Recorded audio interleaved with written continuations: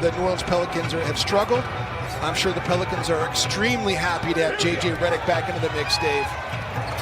And Rob Covington conspicuous in his absence in the starting line. And it becomes a controversial play. And because it wasn't called, there was no call, there was no whistle, they can't go back and review it. As Andrew knocks down the long two. He's a left foot 1-2 guy.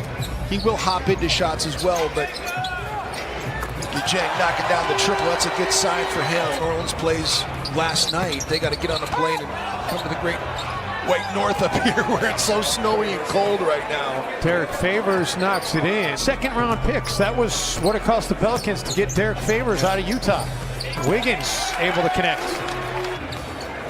Good news is Zion is showing signs of starting to be able to get back as Ingram works the rebound and takes the contact. Miserable start for the Pelicans, including this 13-game losing skid, Jim. It has a lot of other teams in the NBA starting to circle around them like vultures. Is Redick able to connect? Is he going to be available? And you can't blame other NBA teams for wanting to try and see if the Pelicans might want to be sellers. Getting a lot of playing time, but he has really proven his value to this Wolves team.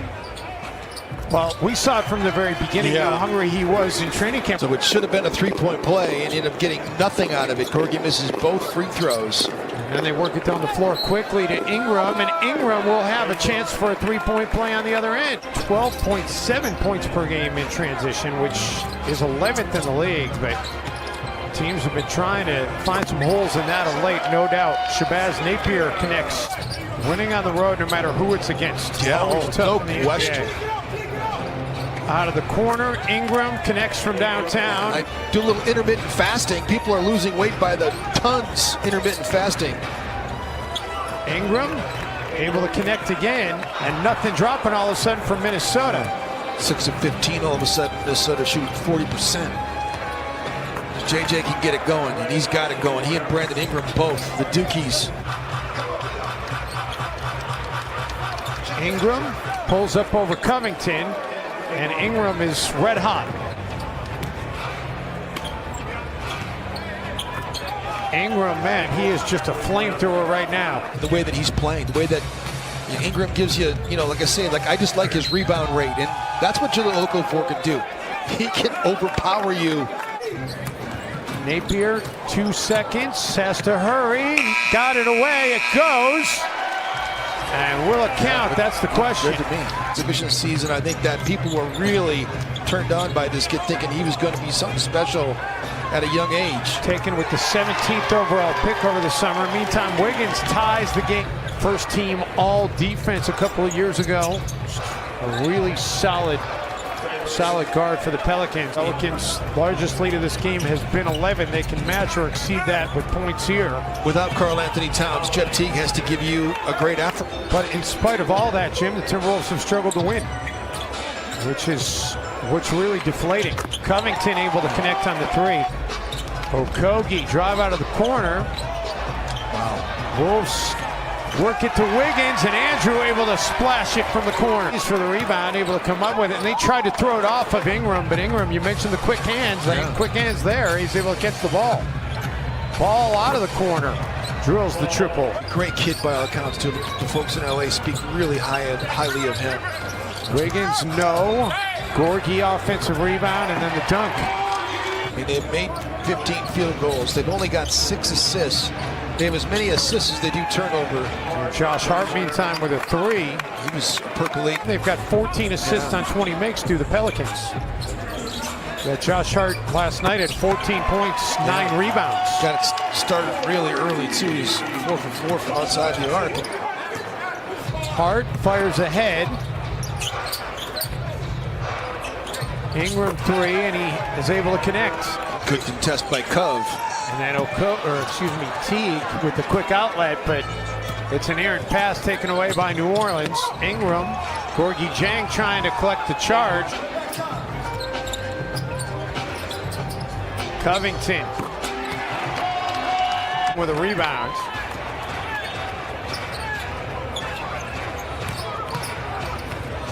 Covington. A lot in my life, at a lot of different levels. Andrew Wiggins gets the attack to go. The Timberwolves' best three-point shooter.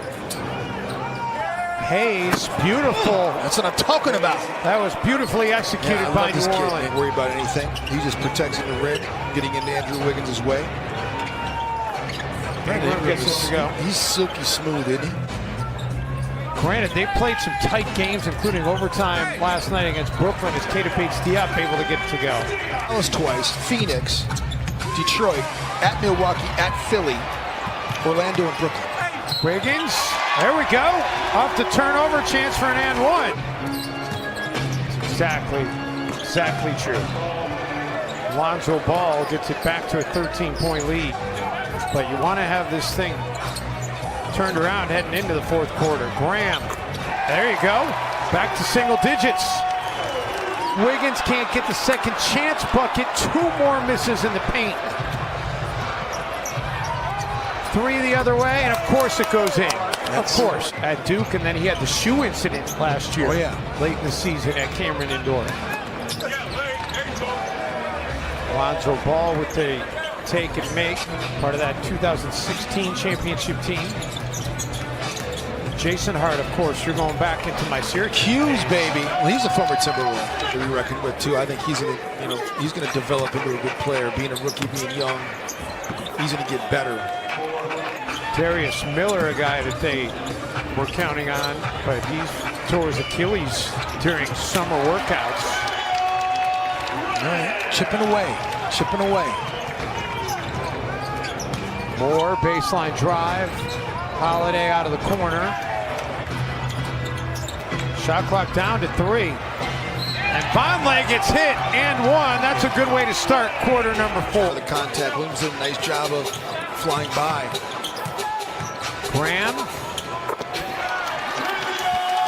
Pass, they find the open guy, they get you into rotation, they get you scrambling, and they find the open man very well. His job that time. He can't make it at the rack. Hart. And he finally rattles it in, and those are the first points of the quarter for New Orleans. And he's going to help New Orleans win some basketball games.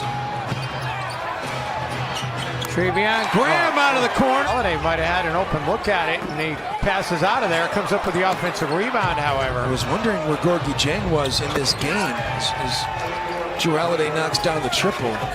Trevion Graham is trying to stick with him. JJ's not one of those guys that just stays spotted up either. He's always moving. Again, we've seen him do that so often. And he's up and connecting if he's on your team. Hart able to get it to go. Holiday gets free again. Great job. They just a dynamic ball handler scorer that can fit Karl Anthony Towns to open up all the things. I mean, there's a whole instruction manual of Karl Anthony Towns. Would have its losing skid over with. By the way, I have the answer for you, at least under Alvin Gentry. Yeah. AD was 145 and 183.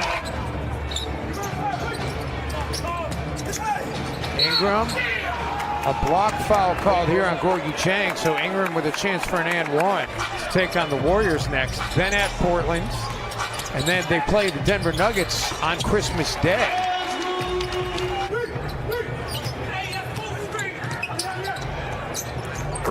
Ingram drops in 2 more. Okogie finally gets a 3 to drop. Gorgui gets an open look at the rack and will flush it home. That opportunity goes by. Wiggins rattles one in. And New Orleans, for the first time this season, holds an opponent under 100 points. 107.